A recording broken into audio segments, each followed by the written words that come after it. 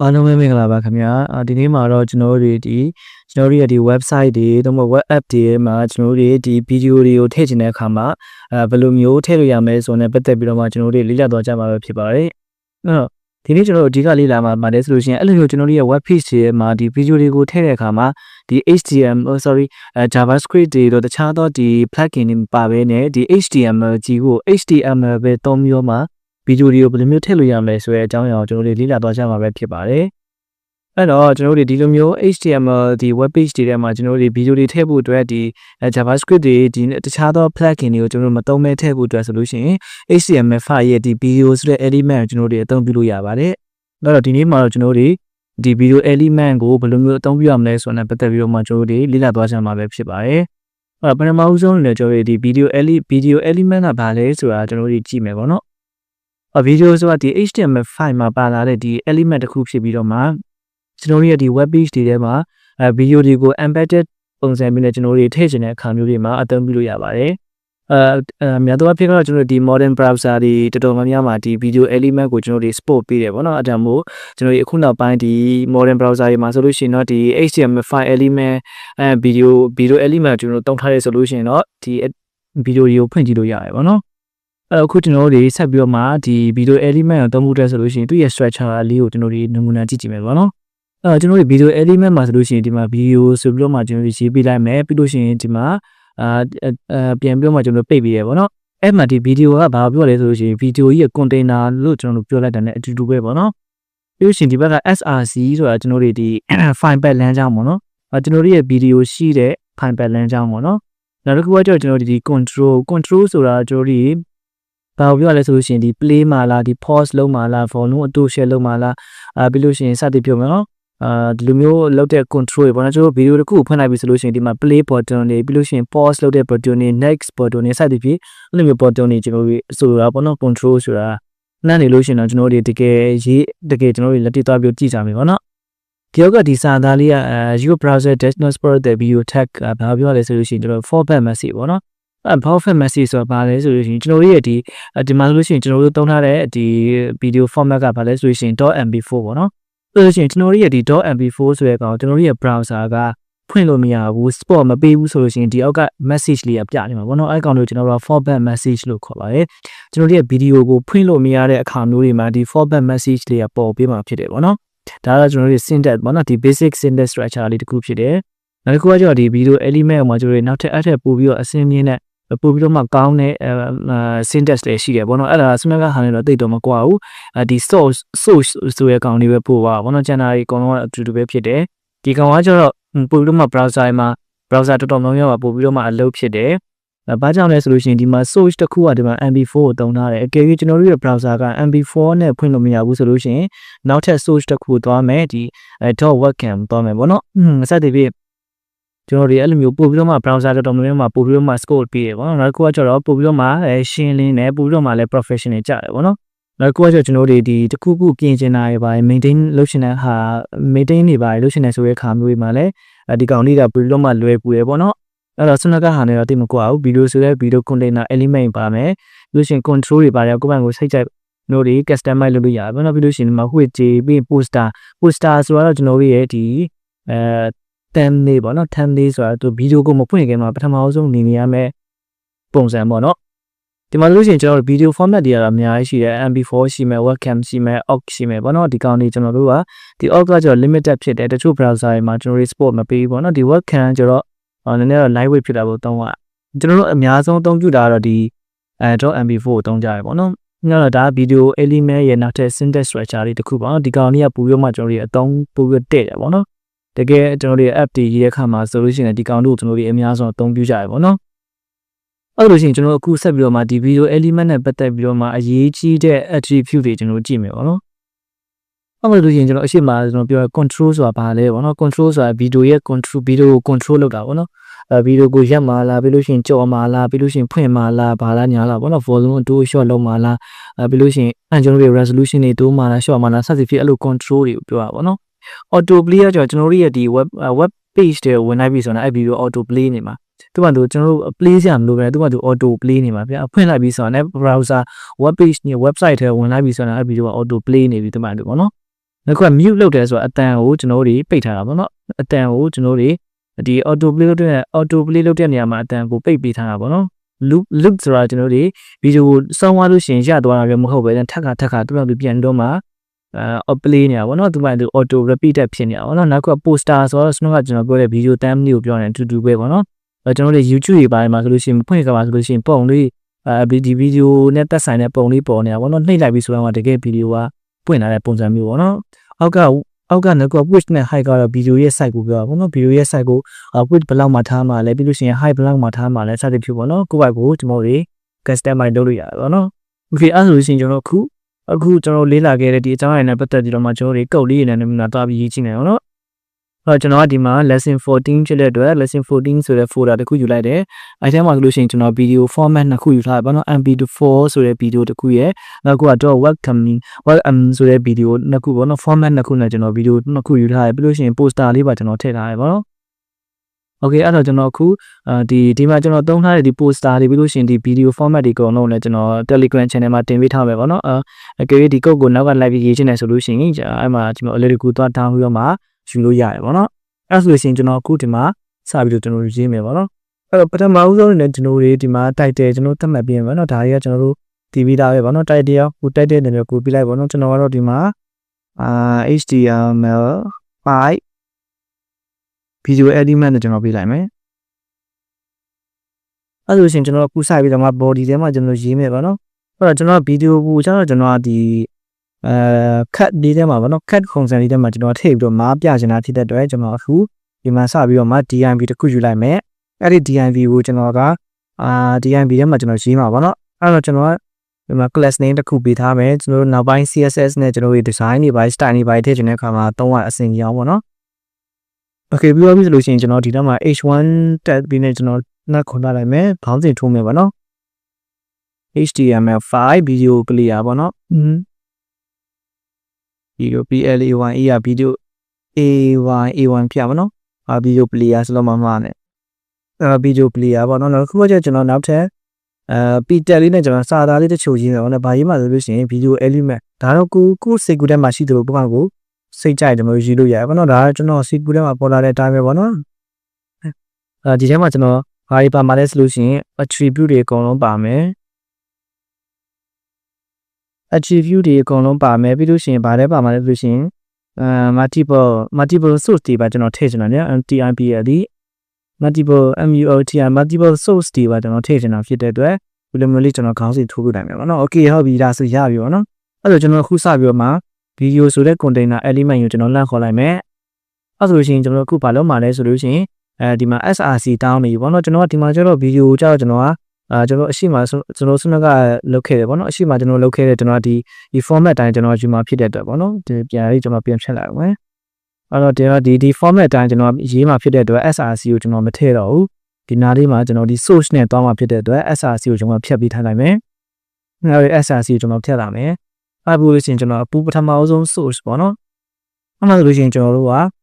source မှာကျွန်တော်ပထမဆုံးနဲ့ဒီ mp4 ကိုကျွန်တော်အရင်ထည့်ကြည့်မယ်ပေါ့နော်အဲ့တော့ src video.mp4 ကိုကျွန်တော်ထည့်မယ်ပြီးလို့ရှိရင်ဒီမှာကျွန်တော် type ဆိုရောပတ်မှတ်ပေးရမယ် type ကကျတော့ကျွန်တော်တို့ဒီကတော့ mp4 ဖြစ်တဲ့အတွက် mp4 ပေါ့နော်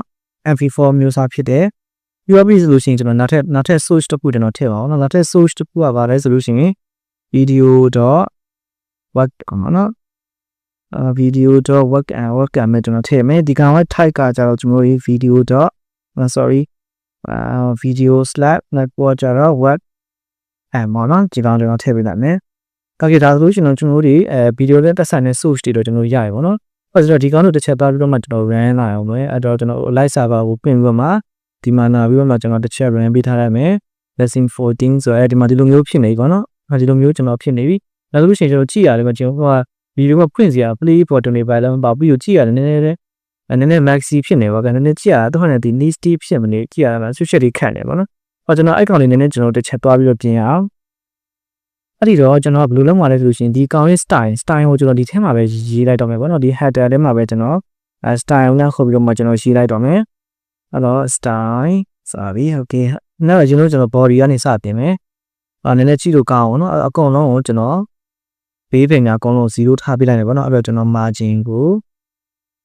0ထားပေးလိုက်မယ်ပြီးလို့ရှိရင် padding ကိုဒီ padding ကိုကျတော့ကျွန်တော်နည်းနည်းဂျားလေးတွေခွာချင်တာဖြစ်တဲ့အတွက်40 pixel တော့ကျွန်တော်ထားပေးလိုက်မယ်ပြီးတော့ပြီဆိုလို့ရှိရင်ကျွန်တော် font family ကျွန်တော်တို့အခုကျွန်တော်ရေးတဲ့ title တွေတို့ပြီးလို့ရှိရင်ဒီ text element တွေနဲ့သက်ဆိုင်တဲ့ကျွန်တော် font family ကိုကျွန်တော် area ဒါကောင်လေးကျွန်တော်ထားပေးလိုက်မယ်ပေါ့နော်ဒီ background လေးလည်းကျွန်တော်နည်းနည်းထည့်တင်တယ်background ကိုကျွန်တော်ဗာထည့်ရင်ကောင်းမယ်ဆိုတော့ F2 F4 F8 ကိုထည့်မယ် F2 F4 F8 ပေါ့နော်ဒီကောင်လေးကျွန်တော်ထည့်လိုက်မယ်နည်းနည်းအဖြူလိုဘာလို့ပေါ့နော်အဲ့လိုရာလေးကျွန်တော်ထည့်လိုက်မယ်ပြီးလို့ရှိရင်ကျွန်တော်အခုဒီ video ကြီးကိုထည့်ထားတဲ့ဒီ DIB container ပေါ့နော်အဲ့ကောင်ကျွန်တော်ဒီမှာနှမ်းခေါ်ပြီးတော့မှနည်းနည်း design လေးထည့်လိုက်မယ် class နဲ့ပေးထားဖြစ်တဲ့ကျွန်တော် dot notation နဲ့နှမ်းခေါ်လိုက်တယ်ပေါ့ဒီမှာ class နဲ့ပေးထားဖြစ်တဲ့အတွက်ကျွန်တော် dot notation နဲ့နှမ်းခေါ်လိုက်တယ်အဲ့ပြောပြီးဆိုလို့ရှိရင်ကျွန်တော်အခု maximum width ဒီ height တွေကျွန်တော်တတ်မှတ်ရပါတော့အဲ့တော့ maximum width ကိုကျွန်တော်90 pixel လောက်ကျွန်တော်ထားပေးလိုက်မယ်ပြောလို့ရှိရင် margin ကိုကျွန်တော် auto ထားပေးလိုက်မယ်ပေါ့နော်ပြောပြီးဆိုလို့ရှိရင်ကျွန်တော် background ကိုလည်းကျွန်တော်ထုံးစံတိုင်းပဲအဖြူရောင်လေးကျွန်တော်ထားပေးလိုက်ပါတော့ဒီတော့ကျွန်တော်ထားပေးလိုက်မယ်F3 တော့မထားအဲ့လိုလေးထားလိုက်ပါရလောက်လေးကကျွန်တော်ထားလိုက်ပါတော့ okay ဟုတ်ပြီ background ပြီးတော့ပြီဆိုလို့ကျွန်တော် padding ကိုကြာတော့ကျွန်တော်ဘယ်လောက်ထားကောင်းလဲ25 pixel လောက်ပေါ့နော်နည်းနည်းလေးချားရအောင်ဒီကတ်ရဲ့အတွင်းထဲမှာပေါ့နော်ဒီကတ်ပေါက်ရဲ့အတွင်းထဲမှာနည်းနည်းလေးဒီကတ်ပေါက်ကြီးရဲ့ဒီအတွင်းထဲမှာနည်းနည်းလေးဗီဒီယိုနည်းနည်းချလို့ရအောင်ကျွန်တော် padding ကိုထည့်ပေးလိုက်တယ်ပြီးတော့ပြီဆိုလို့ရှိရင်ကျွန်တော် border radius နည်းနည်း one wide နေဖြစ်ချင်တာဖြစ်တဲ့အတွက်ကျွန်တော် border radius ကို60 pixel လောက်ကျွန်တော်ထားပေးလိုက်တယ်ပေါ့နော် okay ပြီးတော့ပြီလို့ရှိရင်ကျွန်တော် box share တွေကိုbox share တို့ကကျွန်တော်နည်းနည်းလေးပေါ့နော်အရှိမှလည်းကျွန်တော်အများကြီးပြောခဲ့တာရှိတဲ့ box share နဲ့ပတ်သက်ကြည့်ပေါ့ okay ဒီကောင်ပဲကျွန်တော်40 pixel RGB color နဲ့ပဲကျွန်တော်ထားပေးလိုက်မယ်အကောင်လုံး0ပဲထားပေးတော့ပဲเนาะ sorry ဒီကောင်နဲ့ကျွန်တော်ရင်ဖြတ်လာမယ်0.3 and ဒီလောက်လေးပဲကျွန်တော်ခါပေးလိုက်မယ်ပေါ့เนาะတခုပြသွားတယ်ကျွန်တော်ဒီကောင်ခုဖြတ်ပေးလိုက်မယ်ဟုတ်ပြီအဲ့ဆိုလို့ရှိရင်ကျွန်တော်ရရပါเนาะအဲ့ဆိုလို့ရှိရင်ကျွန်တော်တစ်ချက်လောက်သွားကြည့်အောင်နည်းနည်းတိတော့နည်းနည်းတော့ရှုပ်လေးတော့ပေါ်လိုက်ပေါ့ဒါပေမဲ့ဗီဒီယိုနဲ့အောက်ကကပ်ပေါင်းနဲ့တခြားစီဖြစ်နေတွေ့တယ်ဒီမှာဗီဒီယိုကြီးကကပ်ပေါက်ကရောဒီနားမှာရက်သွားပြီးဗီဒီယိုကအပြင်နေထွက်တယ်အဲ့ကောင်လေးလည်းကျွန်တော်တို့ပြင်ရမယ်တော့ပြန်မယ်ဆိုအရင်ဆုံးမပြင်ခင်မှာကျွန်တော် H1 လေးကိုကျွန်တော်နည်းနည်းချင်းခေါင်းစဉ်ကိုကျွန်တော်နည်းနည်းလေးကိုကျွန်တော်ချင်းကြည့်ရမှာပေါ့နော်ခေါင်းစဉ်ကလည်းနည်းနည်းကြည့်ရတာမလားမပဖြစ်တယ်ဆိုတော့က text align ကို center ထားပေးလိုက်မယ်ပြောပြီးဆိုလို့ရှိရင် margin bottom margin bottom ကိုကြတော့ကျွန်တော်က30လောက်ထားပြီးကြည့်လိုက်မယ် okay အဲ့ဒါတစ်ချက်သွားကြည့်အောင်ဒါဆိုရှင်ခေါင်းစဉ်ကသူ့မှာပြီးအဆင်ပြေသွားပြီဟုတ်ပြီအဲ့ဆိုလို့ရှိရင်ကျွန်တော်တို့ဒီအောက်မှာရေးထားတဲ့ P tag လေးပေါ့နော်ဒီ P tag လေးကိုလည်းကျွန်တော်နည်းနည်းသွားပြီးလို့ပြင်မယ်အဲ့ဒီတော့ P tag ဆိုတော့ P မှခေါ်လိုက်မယ်လမ်းခေါ်လိုက်မယ်ပေါ့နော်အဲ့ဆိုရင်ကျွန်တော်ဒီ margin ဆို P tag ကတော့ text align ကိုလည်းကျွန်တော် center ပဲထားပြီးလိုက်မယ်ပြောပြီးဆိုလို့ရှိရင် color ဒီကောင်းရဲ့ color ကိုကျွန်တော်3လုံးထားပေးလိုက်မယ်ပေါ့နော်ဒီအောင်လေးကျွန်တော်ကြိုက်တယ်ပေါ့နော်ဟုတ်ပြီဒီကောင်းလည်းကျွန်တော် margin bottom ကို25 pixel လောက်ကျွန်တော်ထားပေးလိုက်နော် margin bottom ဆိုတာဒီနားလေးပေါ့နော်ဒီဗီဒီယိုရဲ့ဒီ RB နဲ့ဒီနားလေးကိုကျွန်တော်ပြောတာပေါ့နော် margin bottom 25 pixel လောက်ထားပေးလိုက်မယ်အခုကျွန်တော်ဒီဗီဒီယိုကြီးကဒီမှာကြည့်ရမှန်မှန်ဖြစ်နေဖြစ်တဲ့အတွက်အဲ့ဗီဒီယိုကျွန်တော်တို့သွားပြီးတော့အခုသွားပြီးတော့မှ style နေနေဟစ်ကြအောင်ဗီဒီယိုလို့ပြန်ခေါ်ရမယ် okay အဲ့တော့ဗီဒီယိုကိုကြားတော့ကျွန်တော်အခုဒီကောင်ရဲ့ width ကတော့ smart တော့sorry WI TH width ဒီကောင်ရဲ့ ကျွန်တော် width ကစလုံးမတီးပါဒီကောင်ရဲ့ width ကိုကျွန်တော်အပြည့်ပဲထားပေးလိုက်မယ် 100% နဲ့ကျွန်တော်ထားပေးလိုက်မယ်ပေါ့နော် 100% ထားပေးလိုက်တယ်semicolon ကျန်ခဲ့ပြီဟုတ်ပြီအပြီးလို့ရှိရင်ကျွန်တော် border radius ဒီကောင်ရဲ့ border radius ကိုကျွန်တော် 5 pixel လောက်ကျွန်တော်ထားပေးလိုက်မယ်ပြပြလို့ချင်း online တွေပါတယ်ကျွန်တော်မထည့်ဘူး online ဆိုတာဗီဒီယိုရဲ့အပြင်မှာပေါ်တဲ့မြင်းချောင်းလေးပေါ့နော်ဒီအခုဆိုရင်နည်းနည်းကြည့်ရအဆင်ပြေသွားပြီပေါ့နော်ဒီကောင်ဒီ outline နဲ့အပြင် outline နဲ့ကျွန်တော်မပါဘူးဒီမှာဒါပေမဲ့ play စရာဘာမှမပါဘူးအဲ့တော့ကျွန်တော်တို့ဒီမှာနှိပ်စရာဘာမှမပါဖြစ်တဲ့အတွက်အဲ့ကောင်ကျွန်တော်ပူသွားပြီးထည့်မယ်အဲ့ကောင်လည်းကျွန်တော်တို့ CSS နဲ့လောက်စရာမလိုဘူးဒီ HTML ရဲ့ဒီဗီဒီယိုတက်ထဲမှာပဲကျွန်တော်လာထည့်လိုက်လို့ရှင်ရတယ်ပေါ့နော်ဟိုမှာဆိုလို့ရှင် play ဖို့ဆိုလို့ရှင်ကျွန်တော် control လို့ကျွန်တော်ထည့်ပေးလိုက်မယ်နော်ကကြီးက control ထည့်ပြီးဆိုရင်ဒီမှာတွေ့တာplay စရာပါပြီပေါ့နော်ဒါဆိုလို့ရှင်ကျွန်တော်ဗီဒီယိုစပြီးတော့မှ play လို့ရပြီဒီမှာလို့ရှင်ကျွန်တော်တို့ရဲ့play speed တွေပါကျွန်တော်တို့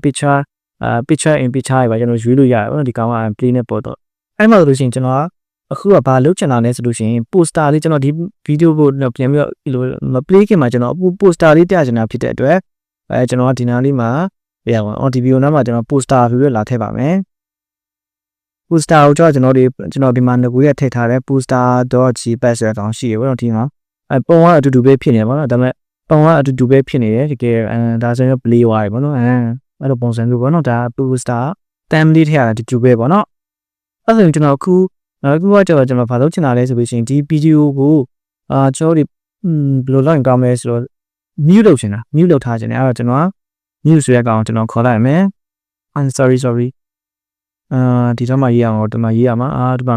mute ဆိုတာကျွန်တော်ဒီ video ရဲ့ audio mute ထားပါဘောနော် audio mute ထားတာဖြစ်တယ်ကျွန်တော်ဒီ mute မပါဘဲနဲ့တော့ကြည့်အောင်ဘယ်လိုမျိုးလေးဖြစ်နေလဲဆိုတာဒါဆိုလို့ရှိရင်တော့ဒီ video လေးကဒီမှာ speaker ဒီကျွန်တော်ရဲ့ video ကကျွန်တော်အတန်မပါလာလို့ဗောနော်ငကိုရဲ့အတန်မပါလာလို့ဒီ speaker ဒီလိုလေးဖြစ်နေတာဗောနော်အခုဒီမှာဒီလိုလေးဖြစ်နေတော့ကျွန်တော် mute ကိုတွတ်ထည့်ကြည့်အောင်mute sorry မတီးပဲတင်နေရယ်mute mute ဆိုလို့ရှိရင်ဒီမှာ audio လေးကအဆောင်လေးပြပါနော်ဒါမှဒါလို့ရှိရင်တော့ video ကို mute ထားရဲဆိုတဲ့အတိတ်ပဲဗောနော်ဟုတ်ဒီအဲ့ဆိုလို့ရှိရင်ကျွန်တော်အခု video ကိုကြာတော့ကျွန်တော်looping ပတ်ချင်တာကျွန်တော်အခုကျွန်တော်တို့ဒီမှာ video သွားပြီးတော့မှကျွန်တော်ဖွင့်လိုက်ပြီဟောပြီးတော့မှဖွင့်လိုက်ပြီဗီဒီယိုကဒီမှာနည်းနည်း9မိနစ်ကျော်ရှိနေမှာအခုကျွန်တော်အဆုံးပြီးရွှေ့လိုက်တော့နော်အခုကျွန်တော်ရွှေ့လိုက်ရဒါဆိုရင်9မိနစ်ပြင် auto ရောက်သွားတယ်ကျွန်တော်အဲ့လိုမရက်ချင်9မိနစ်ပြည့်လို့ရှိရင်သူ့ဘာလို့ auto ပြင်ပြီးတော့ပွင့်နေကြတာဖြစ်တဲ့အတွက် loop ဆိုရကောင်းတယ်ကျွန်တော်ထည့်လိုက်တယ်အဲ့လိုကျွန်တော်တို့ချက်ပါပြီးတော့ဖွင့်ကြည့်အောင်ဒါဆို9စက္ကန့်ပေါ့နော်9စက္ကန့်ပြည့်တော့ပဲ9စက္ကန့်ပြည့်သွားလို့ရှိရင်ကျွန်တော်ဗီဒီယိုကရက်တော့လည်းမဟုတ်ဘူးလေသူ့ဘာဒီမှာအစအနေပြန်ပြီးတော့မှလာနေတာပေါ့နော်ဒါလို့ရှိရင်ကျွန်တော်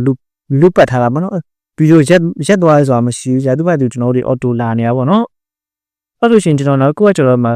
ဗီဒီယိုရဲ့ width ကိုကြာကျွန်တော်နည်းနည်းလေးဒီမှာနည်းနည်းအပြည့်ပေါ်ရှင်တာဖြစ်တဲ့အတွက်ကျွန်တော်100ရာခိုင်နှုန်းဒါပေမဲ့အပေါ်မှာကျွန်တော်တို့ဒီမှာ 100% ဒီကောင်ရဲ့ width ကိုရကျွန်တော်ထည့်လိုက်တာပဲရှိတယ်ပေါ့နော်ဒါပေမဲ့ဒီနားမှာကျွန်တော်တေချာအောင်ထည့်ပြီးတော့မှ